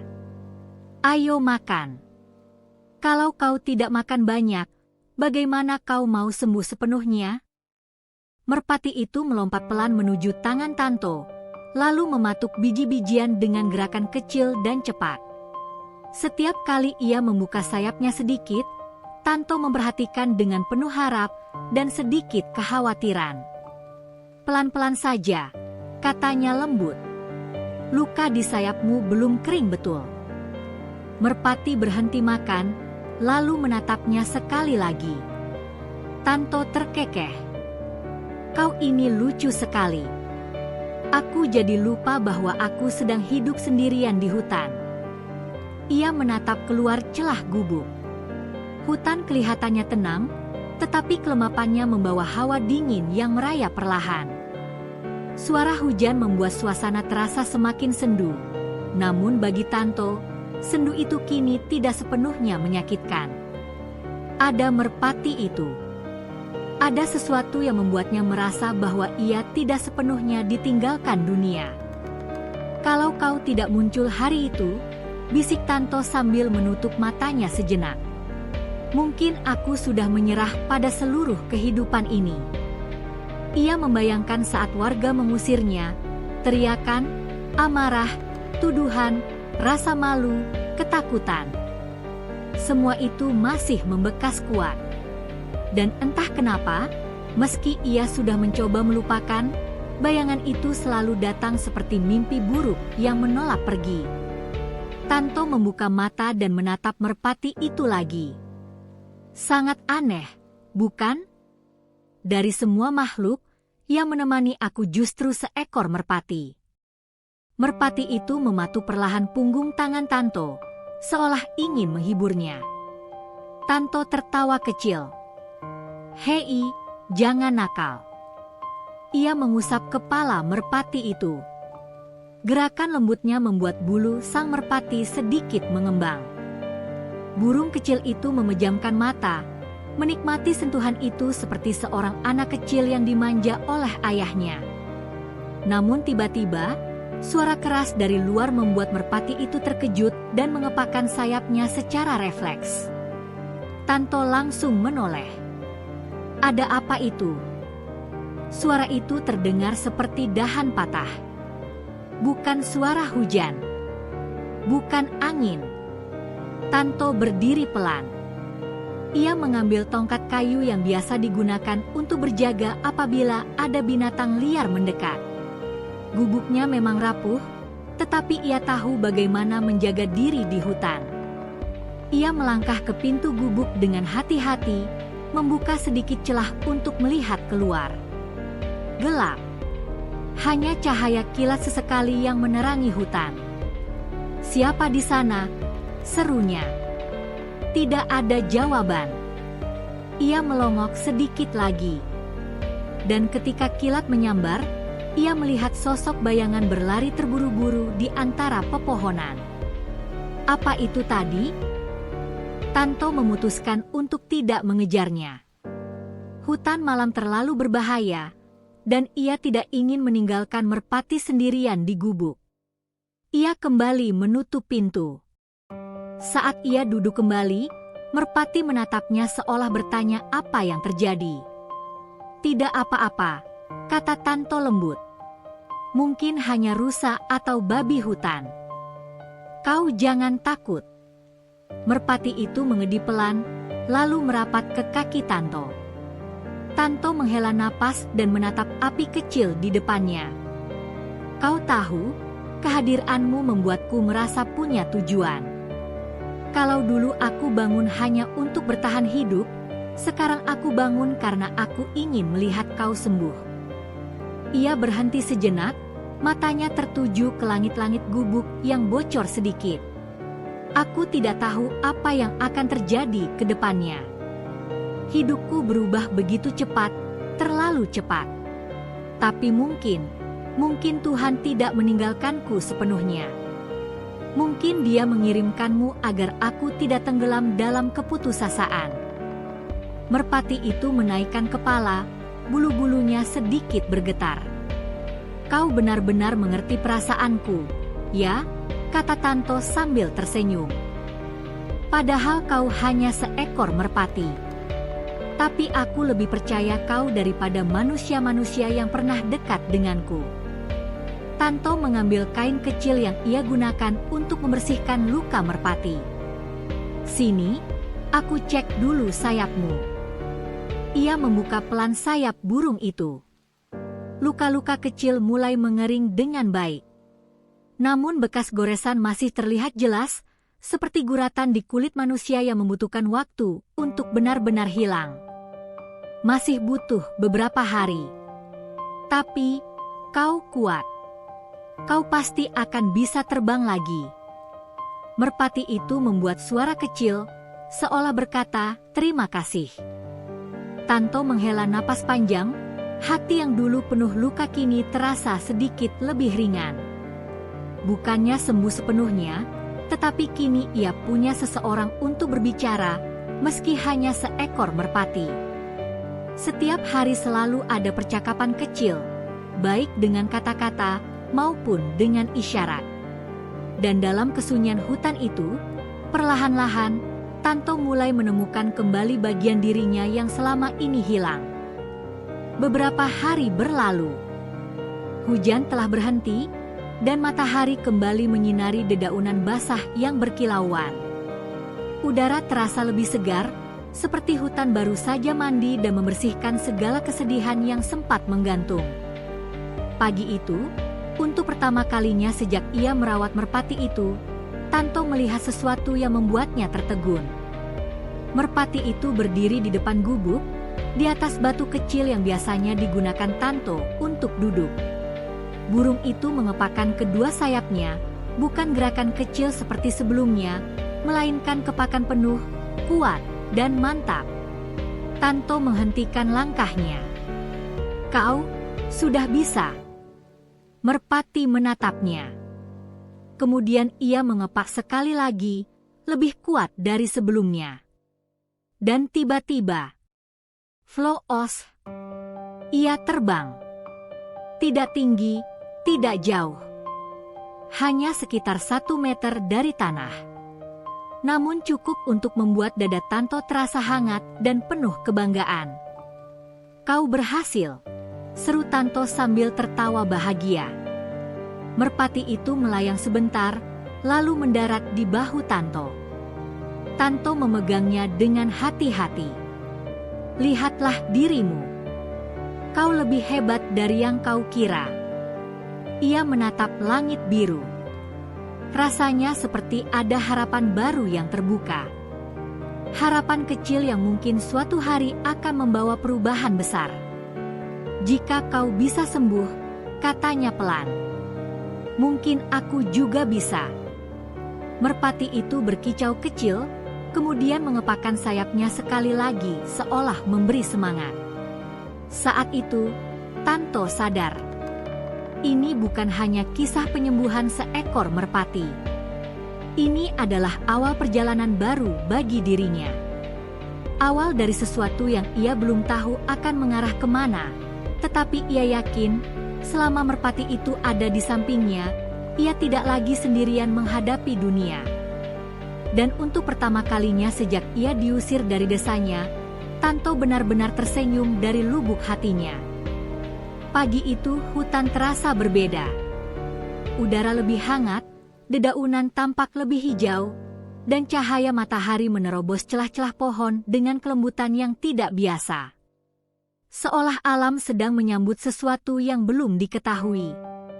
Tanto keluar dari gubuknya dengan langkah ringan, membawa sedikit biji-bijian yang ia kumpulkan semalam untuk merpati kecilnya yang kini semakin sehat. "Kemari, kecil," panggilnya sambil menaburkan biji ke telapak tangan. Merpati itu turun dari atap gubuk, mengepakkan sayapnya lalu mendarat di tangan Tanto. Gerakannya jauh lebih mantap dari sebelumnya. Tidak ada lagi gemetar. Tidak ada lagi kesakitan. Hanya semangat baru yang memancar dari kedua matanya. "Hebat sekali kamu sekarang," puji Tanto sambil mengelus kepala burung itu. "Tak kusangka, begitu cepat kau pulih." Merpati itu mengeluarkan suara lirih, lalu mengepakkan sayapnya di depan wajah Tanto, seolah ingin memamerkan kekuatannya yang baru. Namun pagi itu, sesuatu yang aneh terjadi. Saat merpati mengepakkan sayapnya, sedikit angin berputar di sekitar mereka. Tidak keras, bukan badai, tetapi cukup terasa seperti sentuhan dingin yang muncul begitu saja dari udara. "Kau merasa itu?" tanya Tanto, bingung. Angin itu menghilang secepat munculnya. Merpati menatapnya lama. Lalu tanpa diduga, ia melayang naik setinggi 2 meter, lebih tinggi dari sebelumnya, dan berputar sekali di udara sebelum turun ke bahu Tanto. Tanto terbelalak. "Kau terbang setinggi itu? Bagaimana bisa? Baru kemarin kau hanya bisa naik sedikit saja." Merpati tidak menjawab, tentu saja. Namun tatapan matanya berbeda. Ada sesuatu di sana, ketenangan, keyakinan, dan sesuatu yang tidak bisa dijelaskan dengan kata-kata manusia. "Kau semakin aneh saja," kata Tanto sambil tertawa kecil. "Tapi entah kenapa, aku merasa kau membawa sesuatu. Sesuatu yang penting." Ia menghela napas, menatap ke langit yang cerah. "Kadang aku merasa masih mimpi hidup di sini. Diusir dari desa, sendirian, berteman dengan merpati. Hidupku benar-benar berputar begitu cepat." Merpati terbang sebentar lalu kembali mendarat di bahu Tanto, menyentuhkan paruhnya sekali ke pipi pemuda itu. Seolah berkata, "Kau tidak sendirian." Tanto tersenyum. "Terima kasih." Pertanda di tengah hutan. Hari itu, Tanto memutuskan untuk berjalan lebih jauh ke dalam hutan untuk mencari buah-buahan. Musim sedang berubah, dan buah liar mulai bermunculan. Ia membawa keranjang anyaman yang ia buat sendiri dari ranting bambu, sementara merpati itu duduk tenang di pundaknya seperti penjaga kecil. "Aku heran," kata Tanto sambil berjalan.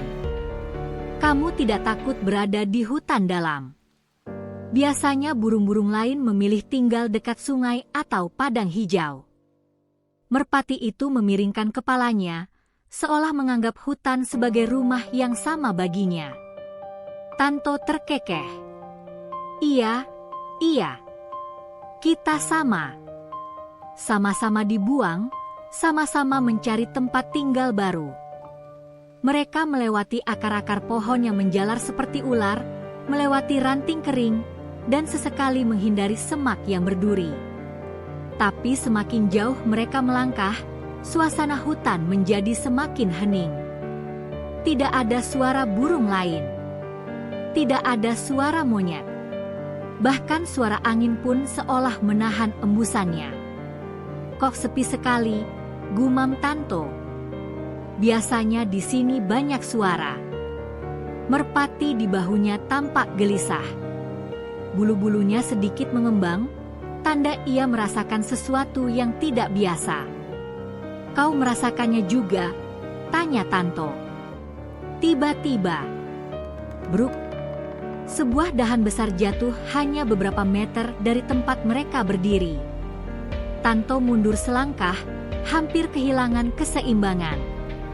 Merpati itu terbang panik, melayang-layang di atas kepala Tanto sebelum akhirnya mendarat kembali. "Astaga, hampir saja," desah Tanto. Namun ia sadar, dahan sebesar itu tidak mungkin jatuh tanpa sebab. Ia menengadah ke atas. Pohon itu tampak sehat. Tidak ada bekas terbakar. Tidak ada tanda-tanda penyakit. Lalu dari kejauhan, suara gemerisik terdengar. Tidak seperti suara binatang. Suara itu rendah, dalam, dan teratur. Seperti seseorang melangkah perlahan, berpijak di atas daun-daun basah. "Kau dengar itu?" bisik Tanto. Merpati itu menempel erat di bahunya, seolah memberi pertanda bahaya. Tanto memegang tongkat kayu yang selalu ia bawa. Napasnya pelan. Degup jantungnya semakin cepat. Ia tidak ingin bertemu hewan buas lagi. Terakhir kali ia dikejar babi hutan, ia sampai harus memanjat pohon sepanjang malam. Suara itu mendekat. Gemerisik daun. Langkah pelan. Sesekali terdengar ranting patah. Tanto memundurkan langkahnya dengan hati-hati, tetapi kemudian ia melihat sesuatu yang membuatnya berhenti. Dari balik pepohonan, muncul sesosok makhluk kecil berwarna coklat dengan mata bulat besar. Seekor anak kijang. Oh, Tanto menghela napas lega. Kau cuma anak kijang. Anak kijang itu tampak kurus. Badannya bergetar. Seolah ia baru saja lari dari sesuatu. Ia menatap Tanto dengan mata penuh ketakutan. Jangan takut, kata Tanto lembut, menurunkan tongkatnya. Aku tidak akan menyakitimu. Namun sebelum Tanto mendekat, merpati itu tiba-tiba terbang tinggi, mengepakkan sayapnya keras hingga angin kecil berputar di sekitar mereka. Kau kenapa? Seru Tanto. Merpati itu berputar di udara, menatap ke belakang anak kijang itu, ke arah kegelapan di antara pepohonan. Tanto menelan ludah. Ia ikut menatap arah yang sama. Awalnya ia tidak melihat apa-apa. Namun perlahan, bayangan gelap muncul. Tinggi, besar, bergerak lambat namun pasti. Dua mata merah kecil menyala seperti bara. Seekor anjing hutan. Tidak, bukan sekadar anjing hutan. Ini jauh lebih besar. Tubuhnya lebih panjang, bulunya kusut, rahangnya tampak kuat, dan taringnya panjang seperti pisau kecil. Tanto bergidik. Anak kijang itu berlari ke belakang kakinya, mencari perlindungan. Oh tidak, bisik Tanto. Kita tidak bisa melawan makhluk itu. Anjing hutan itu menatap mereka bertiga. Tubuhnya merendah, siap menerkam. Jangan, ucap Tanto lirih, memegang tongkatnya meski ia tahu itu tidak cukup. Namun pada detik berikutnya, sesuatu terjadi. Merpati itu melesat turun dari langit seperti anak panah. Dengan suara kepakan yang sangat kuat, ia terbang mengitari kepala anjing hutan itu. Kuah! Ia bersuara keras, tidak seperti suara merpati biasa. Suara itu menggema dan membuat anjing hutan itu terkejut.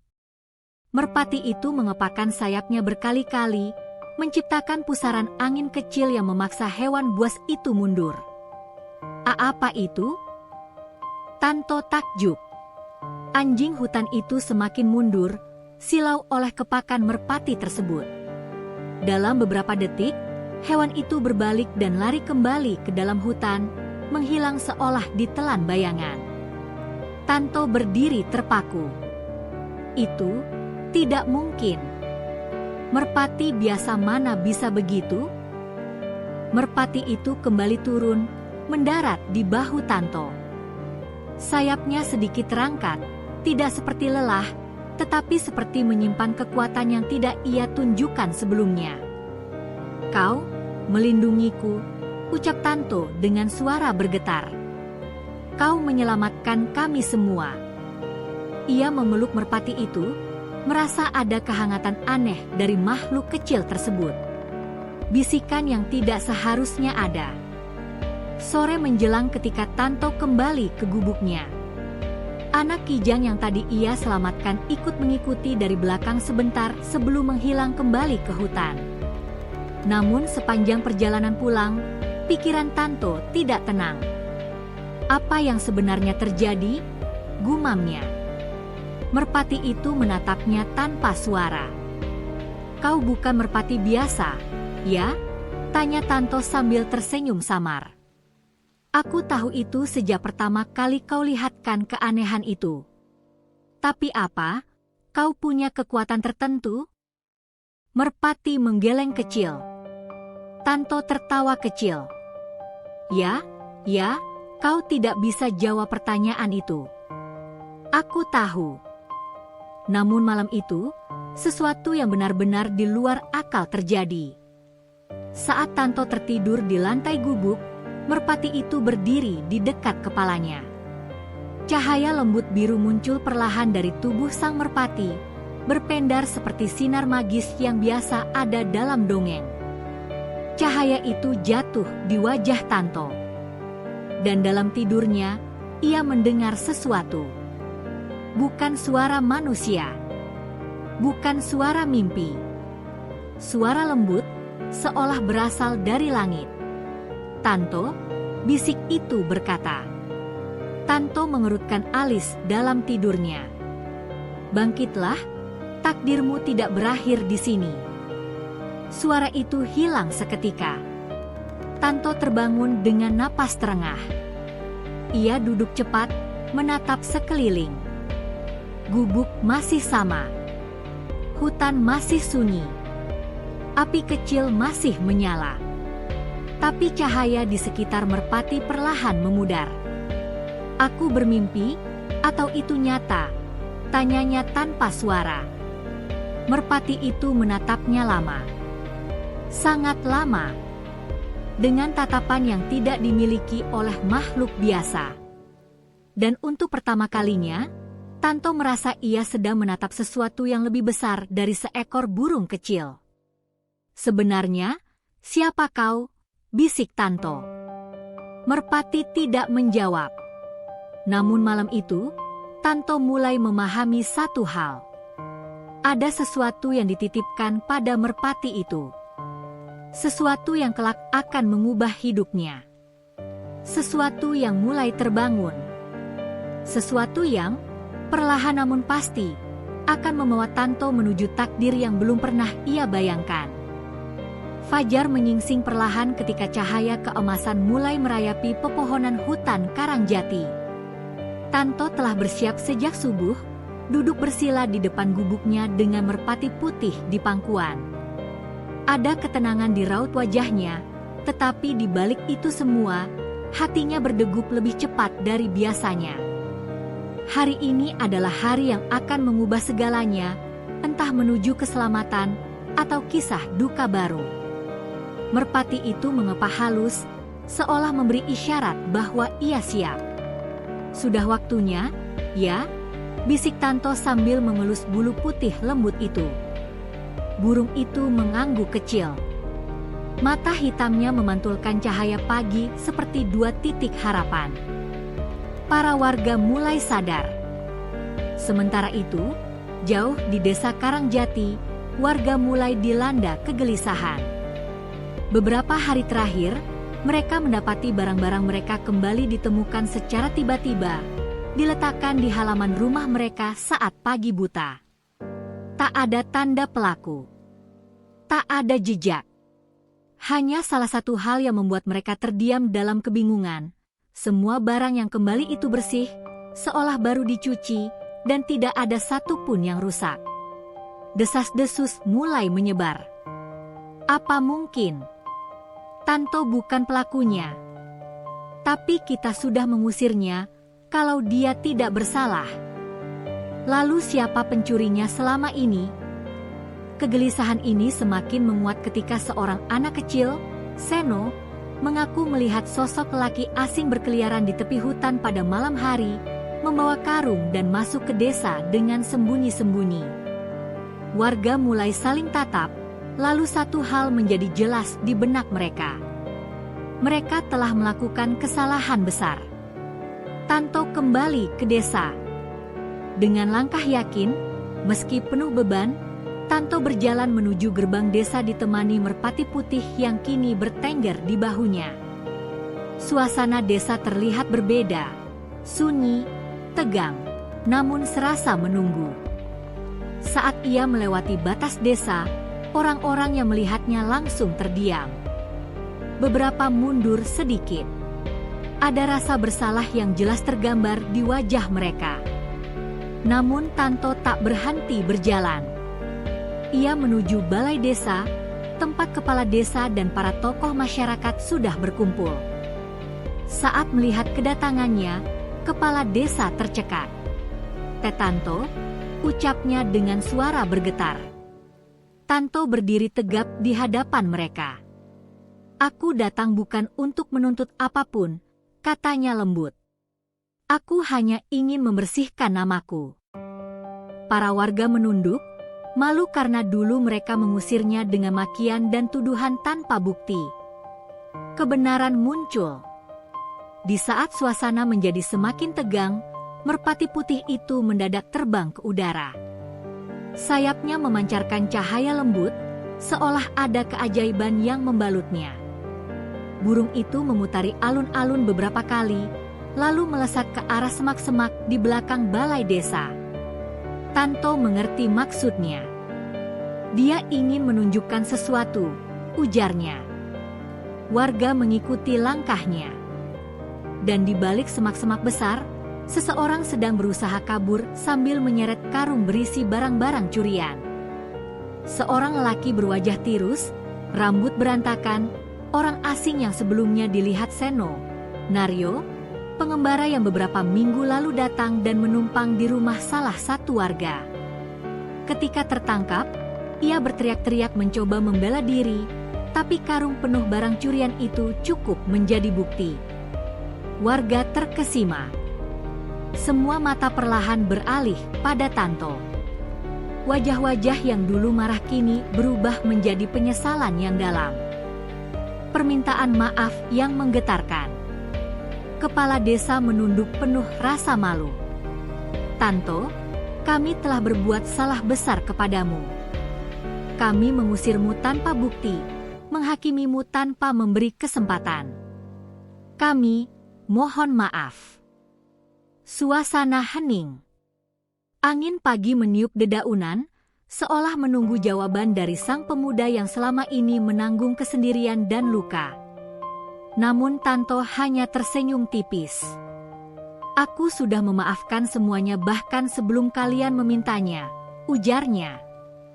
"Yang kulalui di hutan mengajariku banyak hal, termasuk untuk tidak menyimpan dendam." Beberapa warga meneteskan air mata, terutama mereka yang dulu paling keras menuduhnya. Merpati yang menghilang.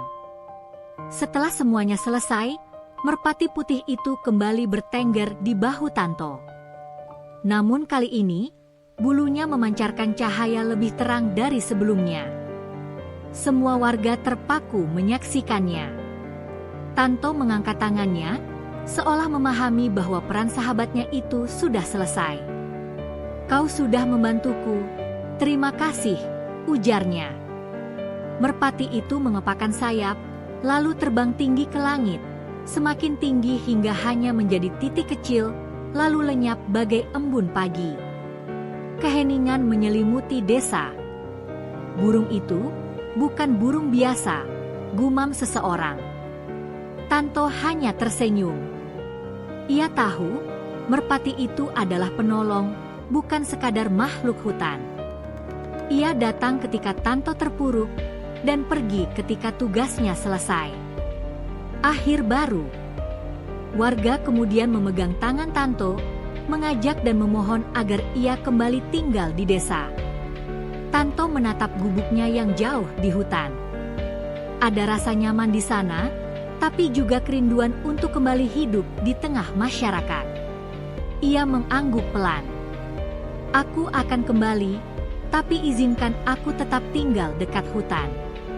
Tempat itu sudah seperti rumah bagiku." Warga menyetujui dengan penuh rasa hormat. Pada hari itu, di antara pepohonan dan cahaya pagi yang hangat, nama Tanto kembali bersinar, bukan sebagai pencuri, tetapi sebagai pemuda berhati besar yang memaafkan tanpa syarat. Dan demikianlah, kebenaran itu akhirnya terungkap, mengubah desa Karangjati untuk selamanya. Setelah kebenaran tentang pencurian terungkap, kehidupan di desa Karangjati perlahan memasuki masa baru. Udara yang tadinya penuh prasangka kini digantikan oleh kehangatan dan rasa saling menghormati. Namun, perubahan terbesar justru terjadi di hati para warga, dan pada diri Tanto sendiri. Penghormatan untuk kebaikan. Beberapa hari setelah kejadian itu, warga desa berkumpul di alun-alun. Kepala desa berdiri di tengah lingkaran itu, membawa sebuah kain merah sederhana yang dilipat rapi. "Tanto," panggilnya. Pemuda itu maju dengan langkah malu-malu. "Kami ingin memberikan ini sebagai simbol permintaan maaf sekaligus penghormatan atas kebesaran hatimu. Tanpa dendam, tanpa amarah, kau membantu membersihkan nama baik desa ini." Kain merah itu dibuka, sebuah selendang adat Karangjati yang selama ini hanya diberikan kepada tokoh yang dianggap berjasa. Warga bertepuk tangan.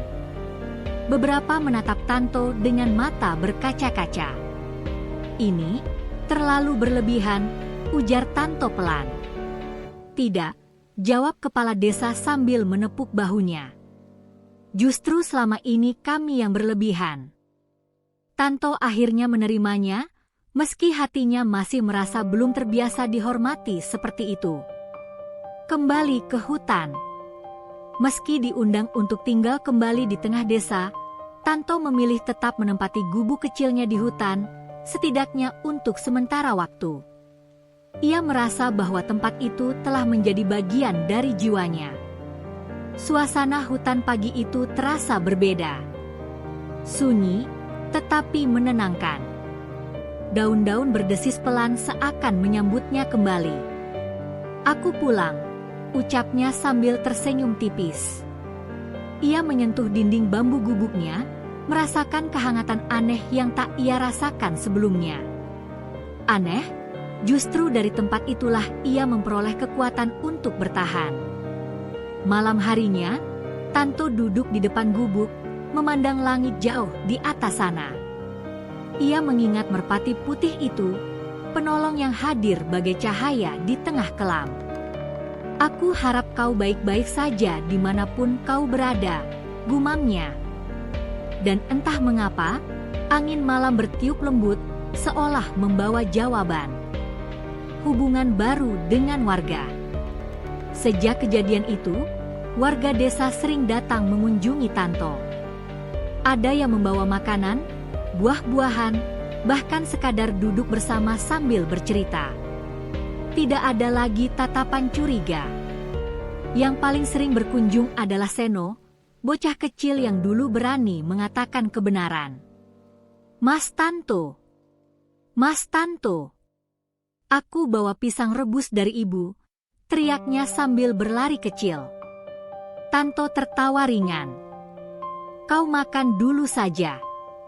Aku tidak sanggup menghabiskan semuanya sendirian."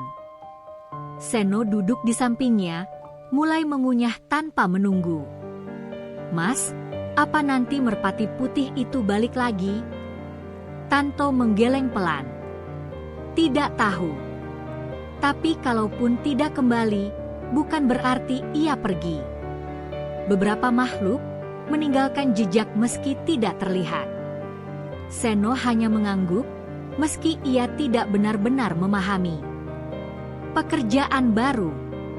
Kepala desa kemudian menawarkan pekerjaan kepada Tanto, menjaga perbatasan hutan.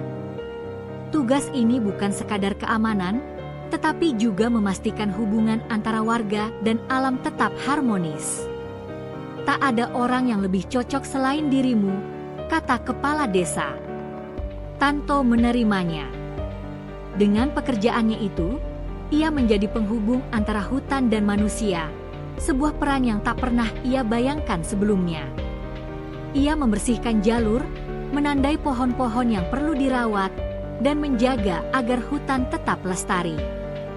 Warga yang dulu sering menebang kayu sembarangan kini mulai berkonsultasi padanya terlebih dahulu. Perlahan, Tanto berubah dari orang yang paling dibenci menjadi orang yang paling dihormati. Mimpi tentang merpati. Pada suatu malam, setelah hari yang melelahkan, Tanto bermimpi, mimpi yang begitu nyata hingga membuatnya terbangun dengan dada berdebar. Dalam mimpi itu, merpati putih terbang di langit hutan, bersinar seperti bulan. Namun ada sesuatu yang baru. Di bawah merpati itu, muncul bayangan samar seekor burung lain yang lebih besar, seolah memanggilnya menuju petualangan berikutnya. Tanto terbangun dengan napas memburu. "Apa artinya itu?" bisiknya. Ia menatap langit malam yang gelap. Tidak ada cahaya merpati, tidak ada pertanda apapun. Tetapi hatinya merasa sesuatu besar akan datang. Mungkin merpati putih itu belum benar-benar pergi. Mungkin masih ada babak baru yang menunggu untuk diceritakan. Penutup bab. Desa Karangjati kini hidup lebih damai dari sebelumnya. Namun bagi Tanto, perjalanan hidupnya terasa belum selesai. Hutan masih menyimpan misteri. Dan sang merpati putih, penolong dan sahabatnya, mungkin saja akan kembali ketika takdir kembali bergetar. Malam itu, hutan tampak berbeda dari biasanya. Udara lebih dingin, angin berbisik lebih lambat, seolah pepohonan sedang menunggu sesuatu. Tanto berjalan perlahan menyusuri jalan setapak menuju gubuknya. Suasana terasa begitu sunyi sampai-sampai langkah kakinya terdengar jelas memecah keheningan. Di dadanya ada perasaan yang susah dijelaskan, campuran rindu, cemas, dan sesuatu yang menyerupai panggilan. Sejak mimpi itu, bayangan merpati putih selalu menempel di pikirannya. Ia tidak tahu apakah itu sekadar bunga tidur atau pertanda. Namun malam ini, ia merasa sesuatu akan terjadi. Kedatangan yang dinanti. Saat ia hendak memasuki gubuk, sesuatu berkelebat di langit. Bukan hanya kilatan biasa, tapi cahaya lembut, seperti serpihan bulan jatuh dari langit. Tanto menghentikan langkahnya. "Tidak mungkin," bisiknya. Cahaya itu berputar pelan, lalu turun mendekat, dan ketika akhirnya hinggap di batang pohon besar di depan gubuk, bentuknya semakin jelas. Seekor merpati putih. Bukan merpati yang ia rawat dulu, tetapi bentuknya sama persis. Hanya saja kini seluruh tubuhnya memancarkan kilau halus seakan bulu-bulunya terbuat dari cahaya. Tanto terpaku. Hatinya bergetar hebat. "Apakah itu benar-benar kau?" Suaranya bergetar, nyaris tidak terdengar. Merpati itu mengepakkan sayapnya pelan, gerakannya anggun, seperti menegaskan jawaban tanpa suara.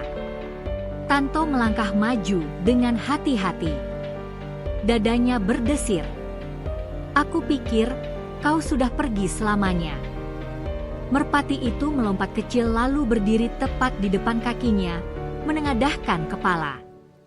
Ada ketenangan luar biasa yang mengalir dari makhluk itu. Untuk pertama kalinya setelah sekian lama, Tanto merasa benar-benar pulang. Pesan dari sayap cahaya. Tiba-tiba merpati itu mengepakkan sayapnya lebih lebar, dan cahaya lembut menyelimuti sekitar mereka. Angin mulai berputar pelan, membawa aroma tanah basah dan wangi daun pinus yang tidak biasa. "Apakah kau datang untuk tinggal, atau untuk pergi?" tanya Tanto dengan suara pecah. Ada ketakutan yang tumbuh di dadanya. Takut kehilangan lagi. Merpati itu mendekatinya, menyentuhkan kepala kecilnya ke punggung tangan Tanto. Sentuhan itu hangat, hampir seperti sentuhan manusia. Tanto menutup mata. "Aku sudah tidak sendiri lagi. Aku sudah memiliki warga desa, hutan ini, kehidupanku. Tapi tetap saja, kau adalah awal dari semuanya. Kau teman pertama yang melihatku ketika dunia membenciku."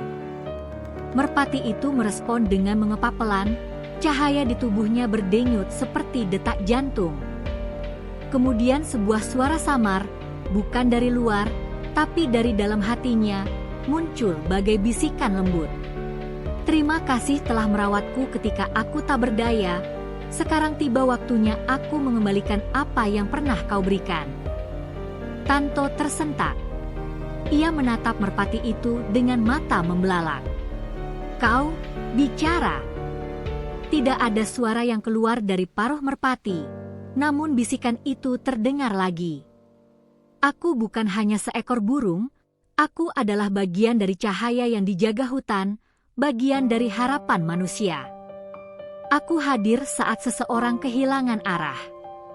Kau adalah salah satunya. Tanto merasakan lututnya melemah. Ia terduduk di atas tanah tanpa sadar. Jadi, kau selama ini makhluk gaib. Cahaya merpati itu berkedip lembut, seolah tersenyum. Aku adalah apa yang kau butuhkan. Dan sekarang, kau sudah menemukan jalanmu sendiri. Kepergian yang mengajarkan arti kehilangan. Tanto terdiam lama. Dadanya terasa penuh hingga ke tenggorokan. Jika kau pergi lagi, apa aku sanggup menjalaninya? Tanyanya lirih. Tidak ada jawaban. Hanya hembusan angin lembut yang mengusap wajahnya. Merpati itu kemudian mengepakkan sayapnya tinggi-tinggi. Cahaya di tubuhnya semakin terang, membuat dedaunan berkilau keemasan. Hutan ikut menyala untuk sesaat. Tunggu, jangan pergi dulu, seru Tanto sambil berdiri terburu-buru. Namun merpati itu sudah mulai terangkat ke udara, cahaya di tubuhnya memanjang, berubah menjadi garis putih yang indah. Terima kasih untuk semuanya, suara di hati Tanto bergema sendiri. Ia merasa seolah sebagian dirinya ikut terangkat ke langit malam itu. Merpati itu mengepas sekali lagi, kali ini begitu kuat hingga udara di sekitar bergetar pelan, lalu terbang tinggi menuju langit. Cahaya itu perlahan mengecil, hingga akhirnya hilang di antara bintang-bintang.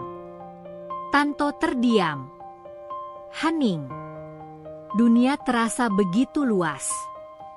Air mata jatuh dari sudut matanya, bukan karena kesedihan semata, tetapi karena rasa syukur yang tak bisa dijelaskan. Selamat jalan, sahabat, ucapnya. Arti dari semua perjalanan. Keesokan harinya, warga desa datang mengunjungi Tanto seperti biasa. Namun mereka mendapati pemuda itu duduk di depan gubuk, menatap langit dengan senyum kecil yang damai. Mas Tanto, kenapa tersenyum sendiri? Tanya Seno polos. Tanto menoleh. Tidak apa-apa. Hanya, aku merasa sesuatu yang besar telah selesai. Kepala desa yang ikut datang mengangguk pelan. Wajahmu tampak berbeda. Lebih tenang. Tanto menghela napas panjang. Saya hanya menyadari satu hal, bahwa hidup tidak selalu menghadiahi kita dengan kehadiran. Kadang hidup justru mengajarkan kita dengan kepergian. Warga yang mendengar itu saling pandang. Ada kearifan baru yang terpancar dari pemuda itu. Sejak hari itu, Tanto menjalani hidup sebagai penjaga hutan, penuntun warga, dan sahabat alam. Ia tidak lagi diliputi dendam atau kesepian. Ia justru menjadi sosok yang membawa kedamaian bagi banyak orang. Dan meski merpati putih itu tidak pernah muncul lagi, cahaya kehadirannya selalu tinggal di hati Tanto.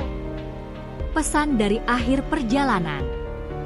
Di suatu sore yang damai, saat langit berwarna jingga keemasan, Tanto memandang ke arah desa yang kini hidup dalam harmoni. Ia menutup mata dan tersenyum. Hidup ini bukan tentang siapa yang meninggalkanmu, gumamnya pelan. Tapi tentang siapa yang membuatmu mau tetap melangkah. Dan pada saat itu angin bertiup lembut, membawa aroma bunga liar yang hanya muncul ketika sesuatu yang suci pernah menyentuh hutan. Tanto tahu, dalam keheningan itu, bahwa merpati putihnya masih ada. Tidak dalam rupa, tetapi dalam harapan, keberanian, dan keteguhan yang kini mengisi setiap langkah hidupnya. Itulah warisan terakhir dari sang cahaya.